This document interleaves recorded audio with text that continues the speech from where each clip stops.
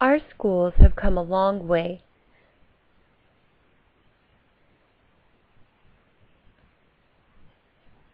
And now, more than ever, understanding student diversity is important to teachers.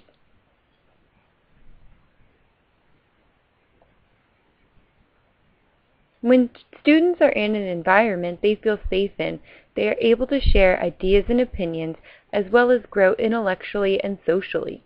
Teachers who know the importance of diversity are better able to reach students with low test scores. Teachers who do not make an effort to understand student diversity run the risk of alienating students and creating tension. There are several different types of diverse students: gifted students, multicultural students, special needs students, students with different learning styles, students with different socioeconomic statuses, ELLs, gender differences in students. All students are different, and therefore teaching methods need to be as well.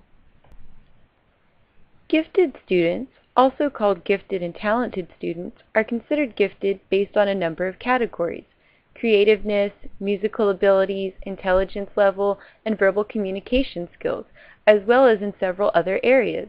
A good way to encourage gifted students in the classroom is by differentiating instruction. Many gifted students are able to perform challenging tasks, so teachers should use their best judgment and allow these students the opportunity to grow. Multicultural students are students whose appearance or behavior is heavily influenced by their family and perhaps strong ties to their heritage. These students should always feel like they are a part of the class. A teacher should never single a multicultural student out, as this would not make them feel included, but would make them feel more alienated.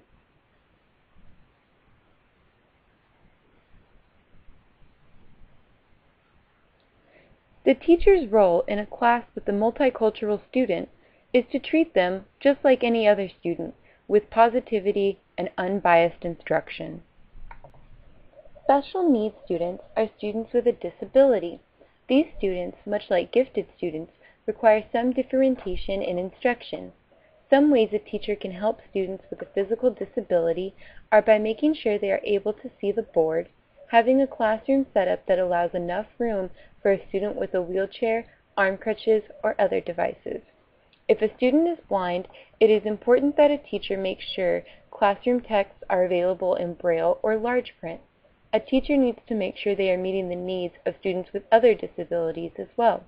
For students with ADHD, it might be necessary that the teacher allow them to have a stress ball or tap their pencil. This will help this kind of student focus. For students with learning disabilities, it is important that the teacher take into account that student's individualized education plan. These plans were designed specifically for these students, and the teacher's cooperation in their education is crucial. There are three main different learning styles: audio, kinesthetic, and visual. Some students may have one style they learn best with, while others might need a combination of two or more. As a teacher, it is important to make sure instruction is varied so that all students can reach for their potential. For example, if the class is studying Romeo and Juliet, then visual learners would learn the most by either reading the play or watching the play. Kinesthetic learners would learn the most by acting out the play or something similar, while audio learners would gain most from watching the play or acting out the play. All students will be from different socioeconomic levels, but this should not change how the teacher perceives them or instructs them. Students are able to pick up on favoritism or bias from their teacher, so be sure you are fair to all students. Many times, poor students are met with a negative stereotype, such as they aren't going to do anything with their lives anyway. This stereotype is wrong, and it is important to know that all students can achieve. Students who belong to lower income homes may have below grade level vocabulary skills and test lower on TAKS. However, it is important to say that these students' participation and focus in class could be linked to how much they like their teacher. Also, when meeting with parents from lower economic classes, studies have shown that when teachers take time to get to know the parents before bringing up the issue at hand, the parent is more likely to respond in a positive way. Teachers should also keep in mind to make sure these students will have access to a computer or internet system when a project or paper requiring them has been assigned. Not all students come from homes that can afford such systems, so it is important to make sure your students have some access to them at school.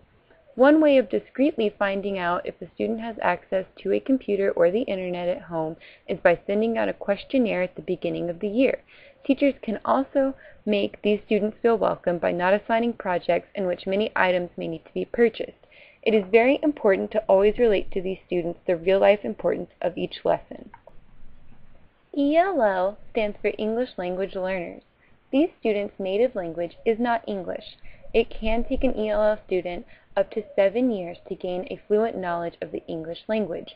Teachers need to be sure they are doing all they can to assist these students in learning English. This may involve translating text or keywords into a student's native language. It is also important for teachers to talk clearly and slowly in an easy-to-understand vocabulary without talking down to ELL students. ELL students may find it helpful for the teacher to write down keywords or phrases on the board and provide an explanation for them. Teachers should also clarify instructions with all students, but especially ELL students.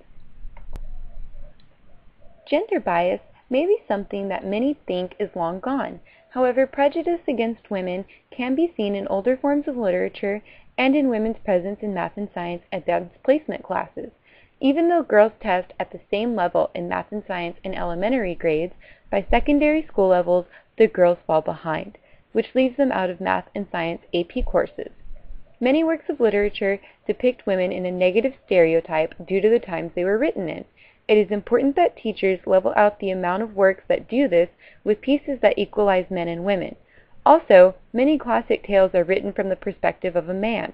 Teachers need to make sure that they allow for reading that gives women's perspectives as well.